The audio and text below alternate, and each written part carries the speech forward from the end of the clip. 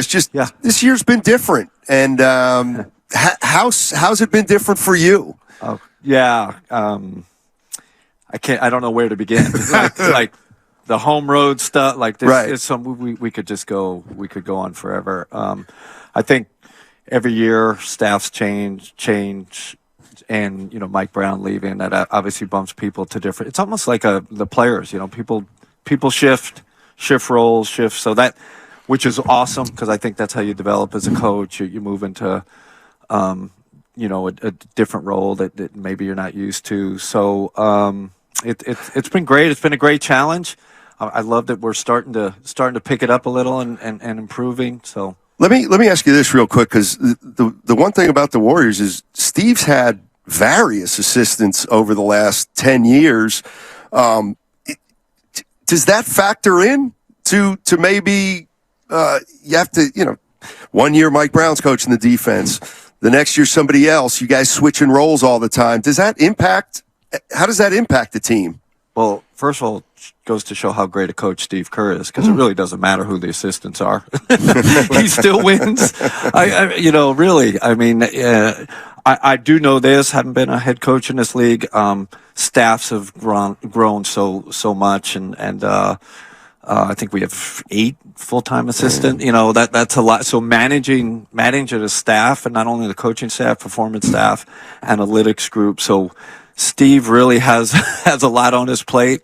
But that's it speaks to his kind of management ability. It's not just a in-game coaching. It's how do you manage a staff, and he does it fantastically. Coach, if you know me, I give credit where credit is due, and we taking some pictures, me and my guy, and I was like, good Lord, looking at myself, I got to give you a call. You look like you might still get some buckets. So you walked in, I'm like, man. So I always joke that every year I get older, I go down a shirt size. Okay. So I just go smaller and everyone's like, good, Coach. Man, you're in great shape. But I'm like, no, I just keep going tighter fit. I said, that's Atkinson, boy. The European fit, man. I figured, man, it's a great way to fool people. Trust me. Let me ask you this. Yeah. You've been a head coach in this league. Talk to us about the art of your role now as an assistant coach and coming to a team, where 3 guys or 4 guys, including Looney, and they've gotten to the mountaintop.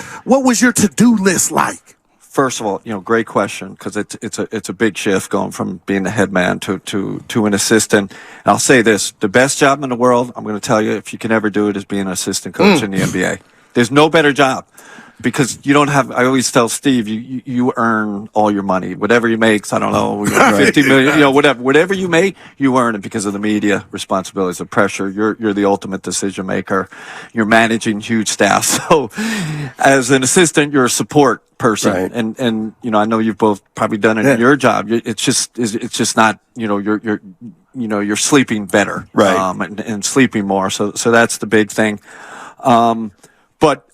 And Guru, it's a great question, because when I first came here, like, hey, head coach, whatever, like, now you really better humble yourself. Okay, wow. And now it was like, really, the first year I was in observation mode. Like, I didn't talk. This is an established championship team with law.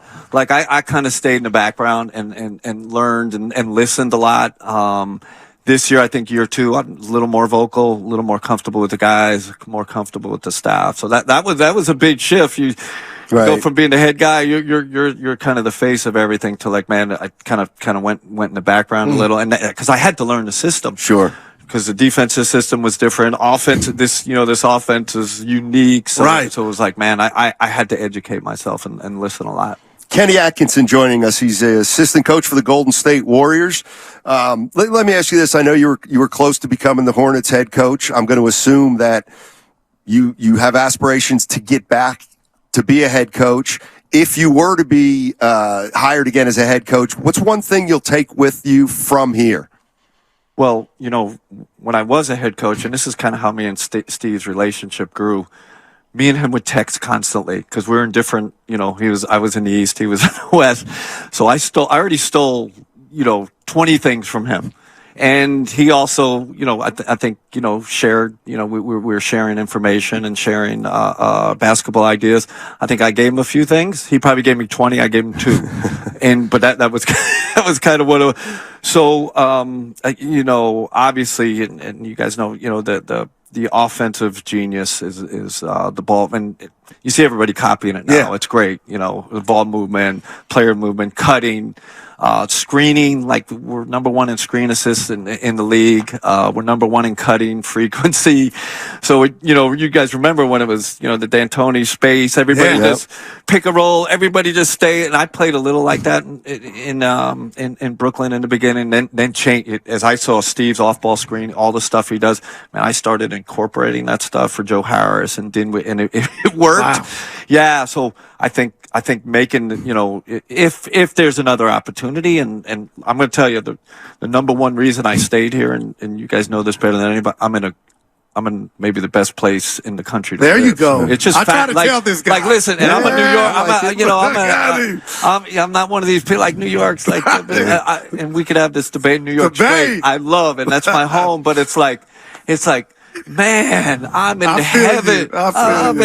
This is fantastic. And then I'm with a incredible organization working for maybe not only the best head coach in the league, but the nicest person. It's like, wait a second, my kids are in this incredible school district, like in the Bay, and it's like, man, what are we doing here? Like, like if everyone's happy and I'm in a great place, like, I love it. Like, so that's kind of how that came about. Well, let me ask you this, because we're spoiled here with the Splash Brothers, arguably the best 2 shooters to ever do it. Jordan Poole's coming along. But I tell this guy, I miss the low block. I miss the Ewings and the Akeems. Did you grew up in the game? Did you see the 3-point explosion coming? And do you see if the low post will ever get those big dudes again? So maybe not in the way, Guru, you saw the Shaqs and those guys. I'm not sure you're going to see that again. But I will say, we're one of the highest frequency post-up teams, and you know why we do it, right? To get all the off-ball screening. Right. So we had a film session today. Steve's like, we got to throw it in the post more. And then we get all our we get our cuts and our off-ball screening and all that stuff. So it might not be that, take 20 dribbles and go, go dunk on somebody. But this is a great thing about sports, and there will be a shift. I think post efficiency is getting better. You're seeing smalls post more, so I think you'll see a shift, but not the Shaquille O'Neal type shift. Yeah, I mean, I'm just thinking off the top of my head. You guys will post Wiggins up. You posted Sean Livingston up all the time, and even Clay. Clay would post up earlier in his career, maybe not so much now. So you just go about it differently. He wants to post up 20 times a game. Like that dude thinks he's, he got it. And Steve he's a guard, of course. Steve goes crazy because he wants to get into his turnaround package, and he's got that, right? Yeah. Like we know how skilled he is, and it's like, well, we really he got the Dirk thing coming on the 1-footer. I mean, that could be part of the evolution of his game, to tell you the truth. 100%. Kuminga, I think will get there. I think he'll get there. But we all know Draymond in the post is just a magician, right? With his hitting cutters and hitting our shooters off of screens. So, speaking of Draymond, have you coached a player that brings what he brings to the table? Like, what was the other night of that? I was in the. Did he yell at you? Well, I did he pick out you? Hey, listen. Questions. So now we'll get to them. So I listened to you, right? I got a 30-minute commute, so I listened to you guys. And one of my things, like, man, when I leave New York, I'm not going to get great sports radio. Look at him. And I know you're going to think I'm blowing smoke, right? Like, seriously, like, because I've been in other markets where. I heard you say Guru. I said he might listen. No offense, but it's just not the same. So like New York, San Francisco, like it's just is a whole nother level of sports radio. And you guys are the kind of the pinnacle, man. So congrats. So Draymond, I heard you guys were saying, he didn't listen. He was laughing at the Three Stooges. I was like, you're damn right. And then you're like, are you going to say something to him? Hell no. Right. Like, you got to know when. Now, you saw me, like, I did try to hold him back. Like Dray, and, the message is, like, we're not winning this without you. All right, don't get thrown out. Please, we need you. Please don't get thrown out. I think that's a message in those situations. But, Draymond's no dummy, right? Yeah. Like he knew, and he was saying it before. He, kind of the physicality. He was saying on the bench, man, we are not locked in. Our energy's not in the right place. Pick up our spirit. He kept saying spirit. And he was right. But he saw it before any of us saw it. Right. So, and it's like, if you could put a value on that type of stuff in the leadership, it's probably greater than we think. Like, is it 10 extra wins?